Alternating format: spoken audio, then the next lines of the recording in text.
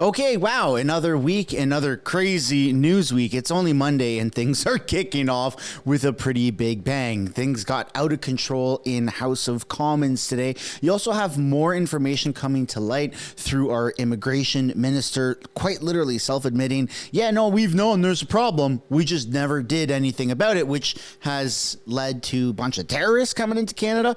Kind of bizarre. Then you have Israel is in a 100% complete state of emergency.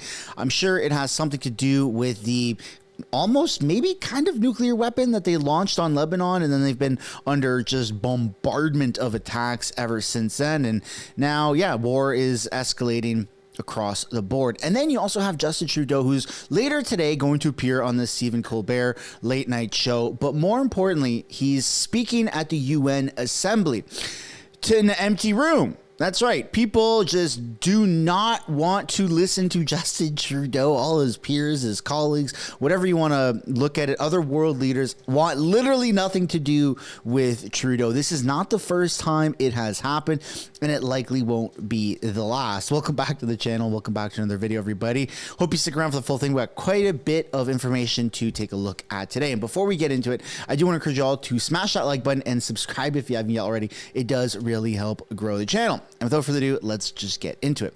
So you've got the polls here. They did update for those that missed it. Pierre Poilievre is now sitting up. He's got more seats. He's at 220 projected seats. He still only needs 172 for a majority government. Not just to be prime minister, but just to have a majority government. So he is miles, leaps and bounds ahead of all of his competition.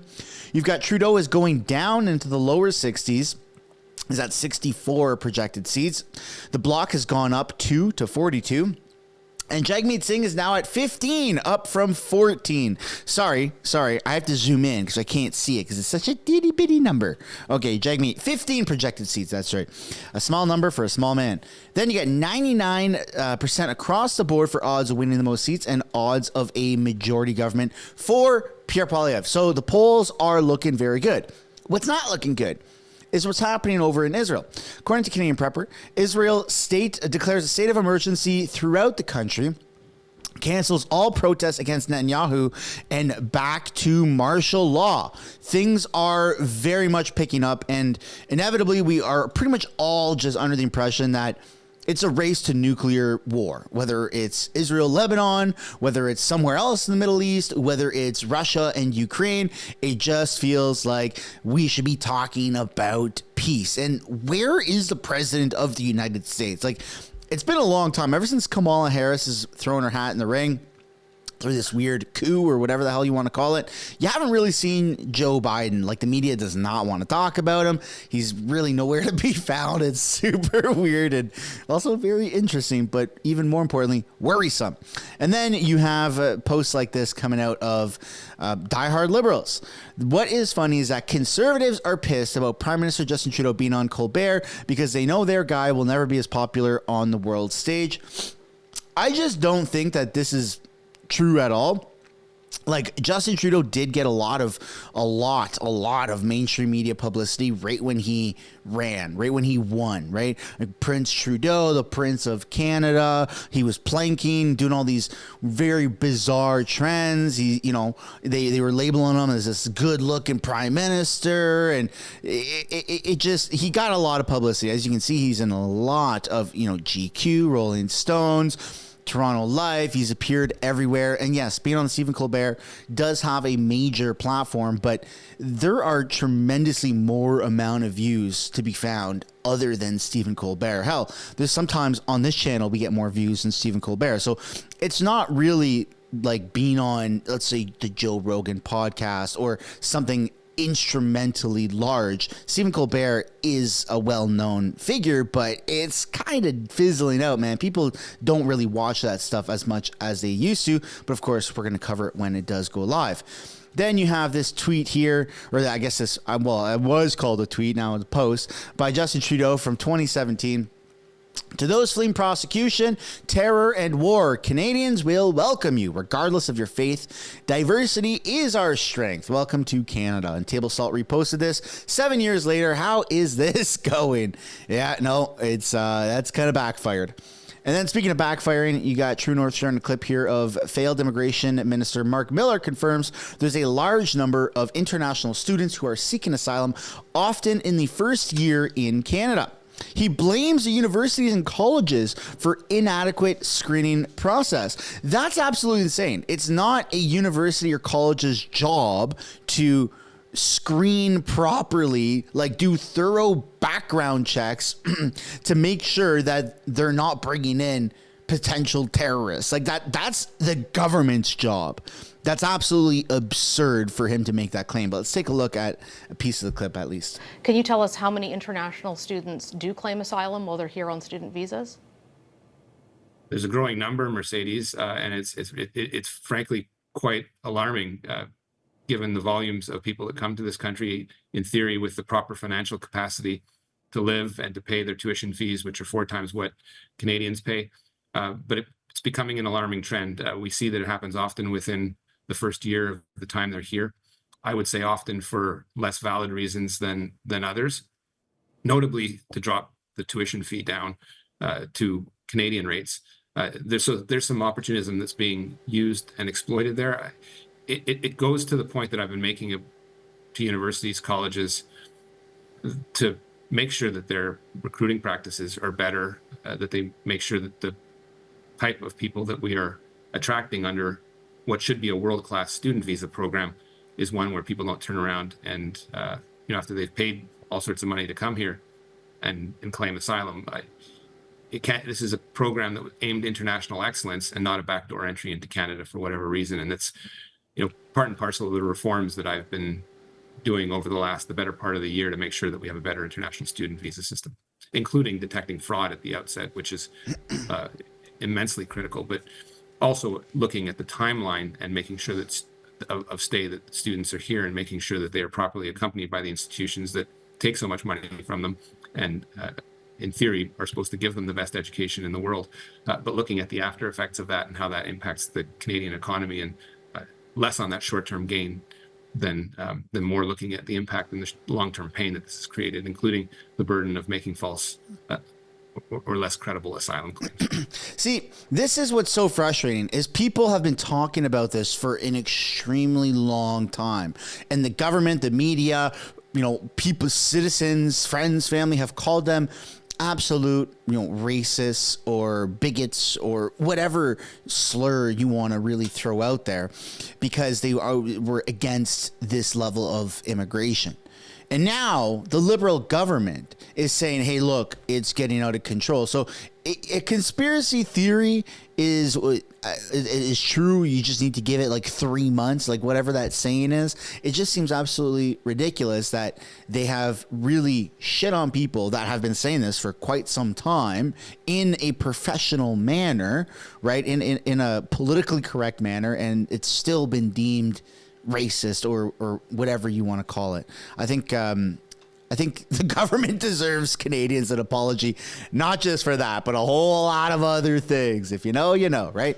And then you've got this clip here of a radical Liberal MP says the Conservatives are trying to appease the far-right mega component of the party because they oppose the Online Harms Act. This is it's ridiculous, man. You oppose anything that the Liberals try to put forward, and they call you MAGA. They call you, well, I mean, not that that's supposed to be, they mean it in a derogatory sense, but a lot of people just really are unfazed and not really bothered by that. But nonetheless, it's still, if you disagree with the Liberals, you're crazy, you're conspiracy theory, you're an idiot, whatever they want to say, right? That's not how you're ever going to get more voters. Like, they are their own worst enemy by quite literally shitting on anyone that has opposing views. It's not a good strategy. Mr. Speaker, my understanding is that there's 2 reasons why the so-called common sense, nonsense Conservatives are actually voting against the legislation. One is in regards to the censorship issue or the conspiracy theory, that far-right MAGA component within the Conservative Party, Mr. Speaker, and that's one. And the other one is because they have concerns in regards to the cost factor. It's estimating somewhere in that neighborhood of 20 million a year in order to protect. And even though those numbers have not been confirmed, at least from what I understand, the Conservative Party, in its common sense, nonsense approach to politics, has made the determination that it's just not worth the bringing forward this legislation, and the Conservative government would repeal it even if it passes. Mr. Speaker, I believe that if we pass, they will hear very clearly from Canadians this is good legislation, and we hope to build upon it in the years to come. Yeah, it's so rude for them to just throw out all these, derogatory remarks to anyone who has opposing views. That's not really going to get you anywhere. And then you have videos like this that people quite literally just blindly believe whatever the Liberals say. Pierre's bad. Conservatives are bad. They're ruining the country. Conservatives aren't even in power. But look, I don't normally do this. I don't normally pick out videos of singular people. I try to stay focused on politicians. But Bev here on X says Pierre Poilievre is a bully. Pierre Poilievre is a Russian asset. Pierre Poilievre is lying to you. Pierre Poilievre resign. And this person is part of a group of women against Pierre Poilievre. I don't understand that, but nonetheless, I simply asked, what division has Pierre created? Because in this video, Bev goes on to state that Pierre Poilievre is creating a bunch of division and blah, blah, blah. How? He's not even the leader of the country. He's quite literally the leader of the opposition. There is no division that Pierre is creating. I don't understand it. All these claims go unsubstantiated. Doesn't make any sense. And people that make those types of claims are never willing to actually have a conversation to discuss things. But let me know what you guys think down below in the comments. I'm not going to waste anyone's time by watching that video. And then Table Salt has this to say on X. There's literally a step-by-step guide on how to get free stuff while studying in Canada. This post is getting quite a bit of a traction here on X. Claim refugee status from inside Canada. So everyone who now can't reapply for extending a student visa permit, they are now going to claim asylum or refugee, right? So work or study while waiting for a refugee claim decision. Get a work permit, get a study permit, extend your work or study permit, and there you go. I mean, this is crazy. And Table Salt has shared previously, leaked footage or leaked screenshots that asylum seekers or refugees can get up to like $6,300, if I'm not mistaken, dollars per month. Absolutely insane. I think that a lot of people, Canadian citizens, would also like to claim refugee status. Like, that's a lot of money, man, just to be here in the country. Why not? Let's go. Sign me up. And then you've got the angry mortgage guy, Ron, the mortgage guy, saying, let's be clear about mortgage rates. They will keep coming down and people need to pick the right term. People often ask their bank which mortgage term to take at renewal, and most bank employees just respond with what they've seen lately. So they say 3-year fixed. Ron says, don't do it. Why was 3-year fixed a good idea for the past couple of years, but bad now? Easy. We knew eventually rates would come down, but weren't sure when. So don't take a 5-year, even if it was lower than 3-year, because that 5-year was just too long at high rates. Guess what? Now we know the Bank of Canada will be cutting hell. We'll keep cutting hell. We even had the U.S. Federal Reserve announce a 50 basis point initial cut, which I don't think personally has happened. I personally don't think that that's happened since like 2007. So that's a really massive deal for those that missed that. Effectively, an emergency cut. Now, Tiff Macklin from Bank of Canada has an easy path to his own 50 basis point cut at the Bank of Canada. It is very clear that we will have a Bank of Canada rate of 2.5 to 2.75% eventually. That's kind of crazy how fast they've brought up rates and then how quickly they are bringing rates down. It just screams panic by government. Yeah, let me know what you guys think down below in the comments. Now we're taking a look at Justin Trudeau pretty much giving a speech to an empty house at the UN. You can see here, there's not a whole lot of people, a lot of empty seats, and this doesn't include what's up in the gallery, and this doesn't include people that actually walked out. So it's really not looking good for Justin Trudeau. And let's take a look for those that missed his speech that he gave yesterday, and then we're going to take a look at a speech that he gave this morning. As we meet here in New York at the UN General Assembly for this Summit of the Future, we're at a global inflection point. Faced with escalating instability undermining the very foundations of the international order, beset by the increasingly dire costs of climate change, contending with rising inequality that is leaving the most vulnerable behind, plagued by the erosion of women's rights, LGBT+ rights, and indigenous rights, and grappling with dire humanitarian crises perpetuating record levels of displacement, we have a choice. On the one hand, we can bury our heads in the sand, eschewing multilateralism in favor of short-sighted self-interest, or we can recognize that collectively we have a responsibility to set our differences aside, to confront the serious global challenges, and to deliver on a pact for the future that builds a more peaceful world, but also one where everyone, every generation, has a real and fair shot. In Canada, that's what we are squarely focused on.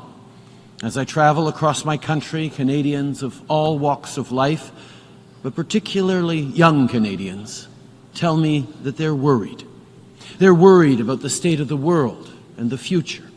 But most importantly, they're worried about the very promise of Canada.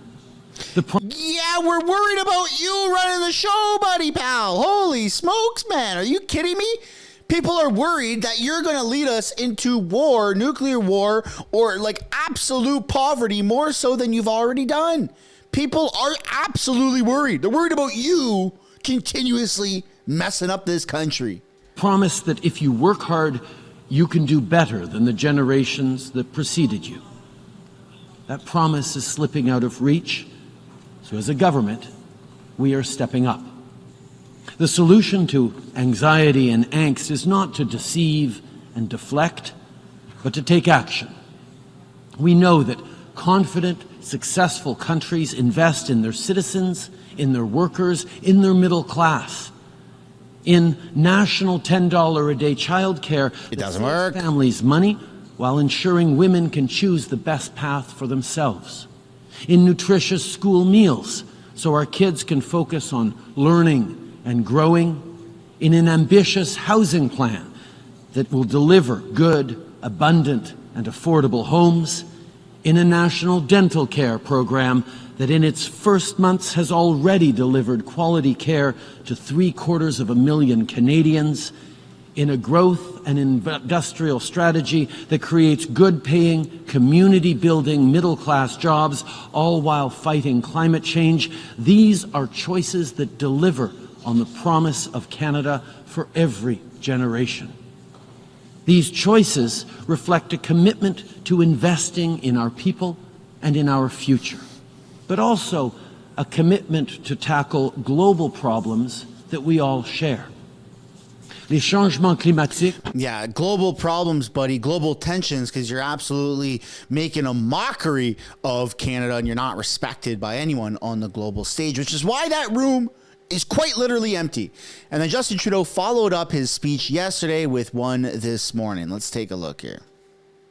Ukraine is expected to top the agenda in New York City, where Canada's Prime Minister is meeting with other world leaders for the United Nations Summit of the Future. They'll discuss conflicts in Ukraine and the Middle East, among other international issues. The summit could also provide a welcome reprieve for Justin Trudeau from his political troubles here at home. Mackenzie Gray joins us now from New York. So, Mackenzie, what should we expect from the summit? Well, Jeff, it's the Super Bowl of international diplomacy, Leaders Week here at the United Nations, and it could be Justin Trudeau's last time here in New York as Prime Minister. Trudeau's first event of the day, this Summit of the Future, a special meeting to discuss. I at least like that they said that, right? This could be his last time as prime minister in New York. Like, yeah, buddy, absolutely. Thank you so much for freaking admitting that. That's actually really good. I hate to, prop up mainstream media, but that was a pretty good comment. What the institution will look like going forward, where he says the UN has a choice. We can bury our heads in the sand, eschewing multilateralism in favor of short-sighted self-interest, or we can recognize that collectively we have a responsibility to set our differences aside, to confront the serious global challenges. And there are a litany of challenges. Conflicts in Gaza, Ukraine, Sudan, and Haiti have all dragged on, and the UN has essentially been powerless to stop them. Potential solutions will dominate the conversation here in New York. Gaza, the most pressing, with the potential for that conflict to expand into Lebanon. But look for Justin Trudeau to focus more on Ukraine, with Ukrainian President Vladimir Zelensky coming to New York City, and Trudeau's expected to meet with him.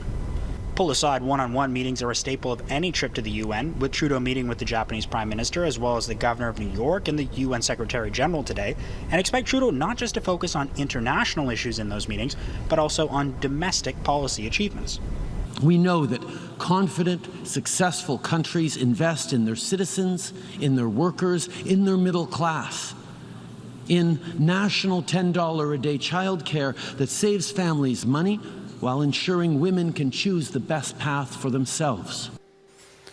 And meanwhile, Mackenzie, the Prime Minister's political struggles continue here at home. He's facing a non-confidence motion this week. What are you hearing on that front?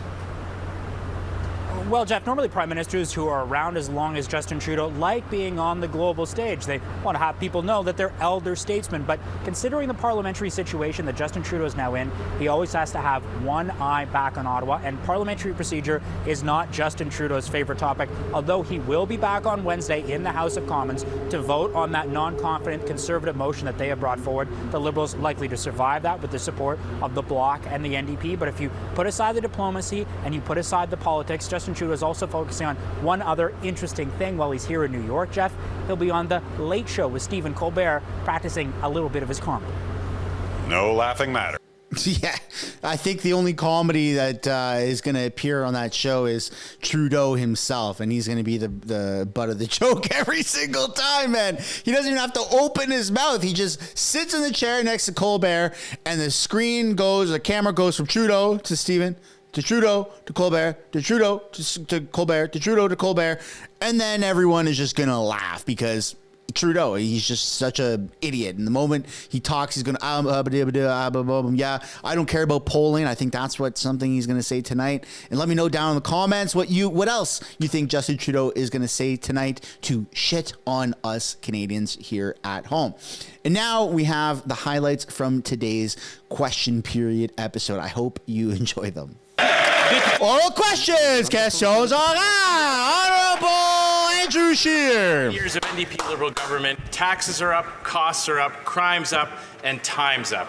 And Canadians are suffering. And the Liberals look around the country and they see tent cities popping up in our community. Maybe Pierre's late. Lining up at food banks and families falling further and further into debt. And what do they think is the cause of all these problems?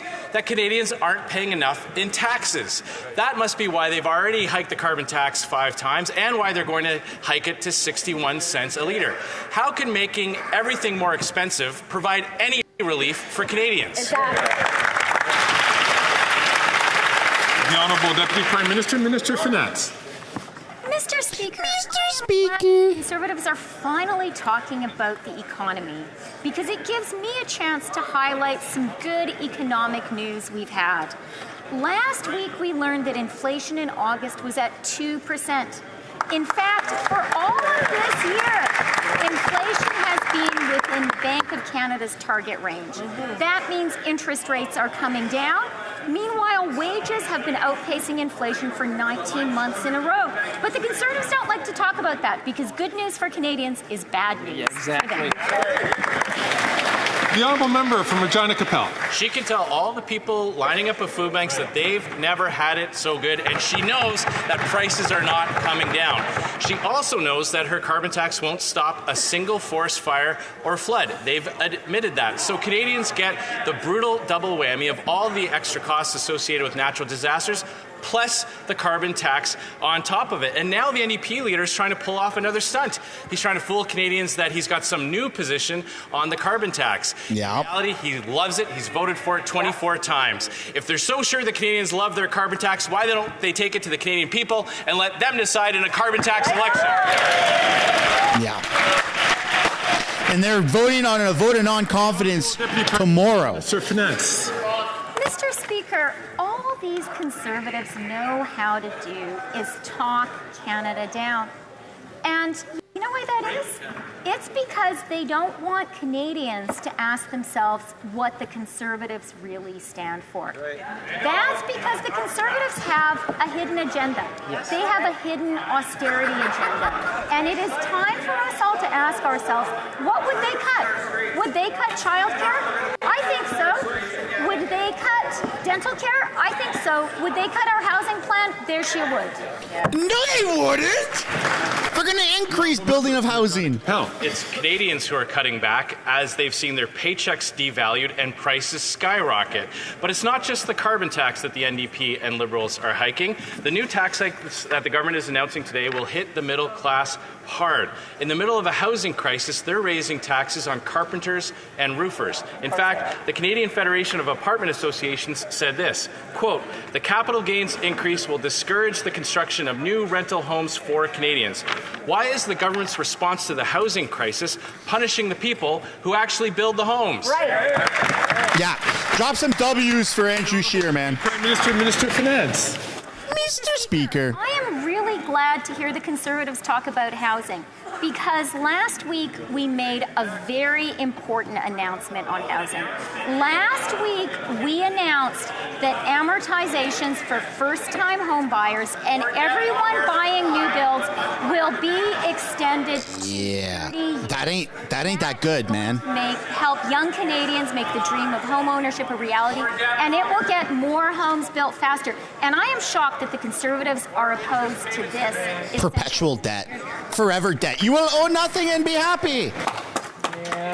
$100 for a doctor's appointment. For-profit corporations like Loblaws are forcing patients to pay to see a doctor. Now, the Conservatives love this because their chief strategist, Jenny Byrne, also doubles as a chief lobbyist for Loblaws. The Liberals promised a crackdown. That turned out to be a letdown. Why does the Liberal government continue to let big corporations rip off Canadians and stop defending and not defend our healthcare system? What are you going to do, Jag? You going to go and threaten to beat people up? Minister of Health. Well, Mr. Speaker, the NDP had a choice. Continue working on pharmacare, continue working on dental, continue working to improve our health system, or to cave to a bully.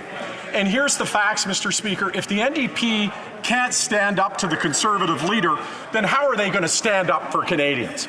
The reality is we're going to keep fighting to improve our healthcare system and work on the basis of collaboration. We're not going to cave to the bullying of the Conservatives across the way, and we're going to make sure that every Canadian gets dental care, pharmacare, and yes, to make sure that we revolutionize primary care.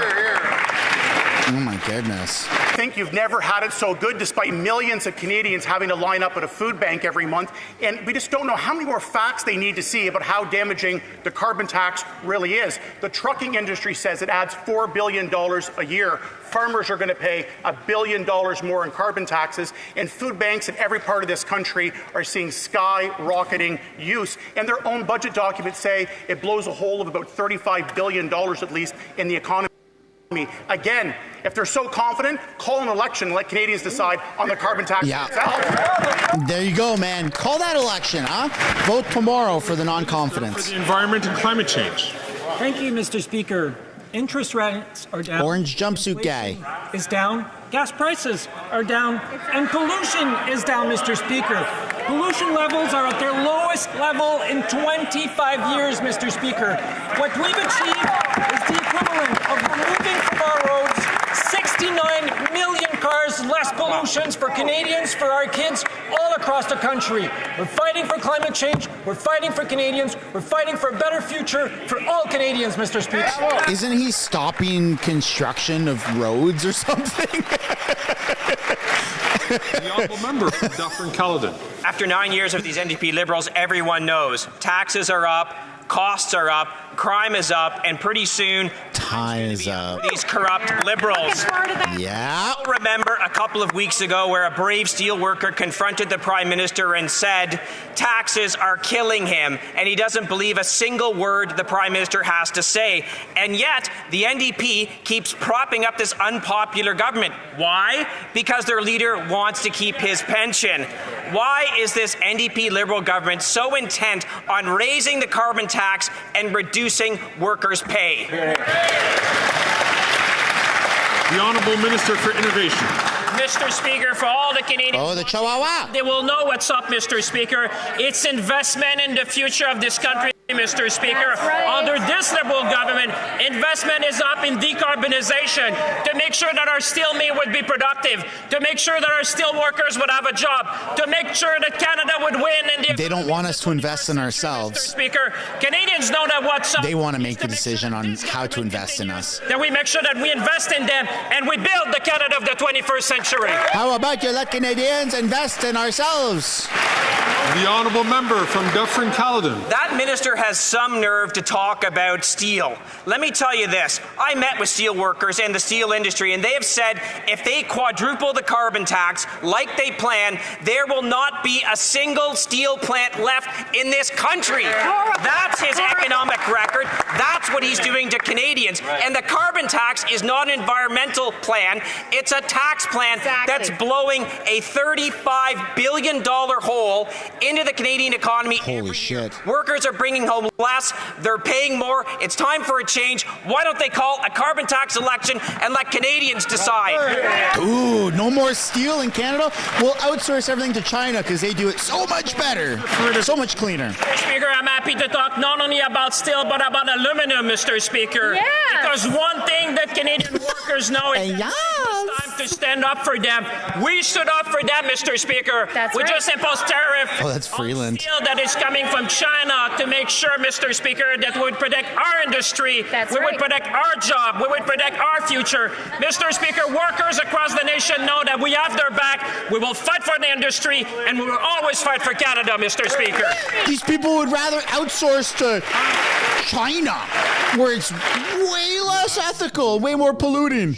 That is the end of the video. Everybody, thank you so much for watching. If you enjoyed it, I hope you drop a like and subscribe if you haven't yet already. And if you want to support the channel above and beyond that, feel free to purchase a membership. There's a join button as well as a link down below in the description, or head to the merch shop and pick yourself up some stickers, hats, hoodies, the whole shebang, whatever it is that you would like. Thank you so much for watching. I'll see you all in the next one. Bye for now.